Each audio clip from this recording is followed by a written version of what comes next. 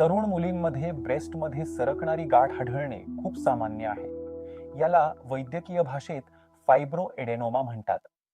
या गाठी हाताला लागल्यावर इकडे तिकडे सरकतात, म्हणूनच यांना ब्रेस्ट माऊस सुद्धा म्हणतात. याचे अचूक निदान करण्यासाठी सोनोग्राफी केली जाते. या तपासणीतून गाठीचा आकार आणि स्वरूप स्पष्टपणे समजते. या कॅन्सरच्या गाठी नसतात, शरीरातील हॉर्मोन्सच्या बदलांमुळे त्या तयार होतात. जर गाठ खूप लहान असेल आणि त्रास देत नसेल तर फक्त निरीक्षणानेही काम चालतं. पण जर गाठ मोठी होत असेल किंवा वेदना होत असतील तर छोट्या दुर्बिणीद्वारे किंवा साध्या शस्त्रक्रियेने ती सहज काढता येते. अधिक माहिती आणि तज्ज्ञ उपचारांसाठी लोणंद येथील अलका हॉस्पिटलला नक्की भेट द्या किंवा आमच्या www.alkahospital.in या वेबसाईटला भेट द्या.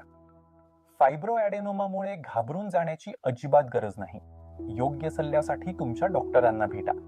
पुढील व्हिडिओत पाहूया कॅन्सरची लक्षणे.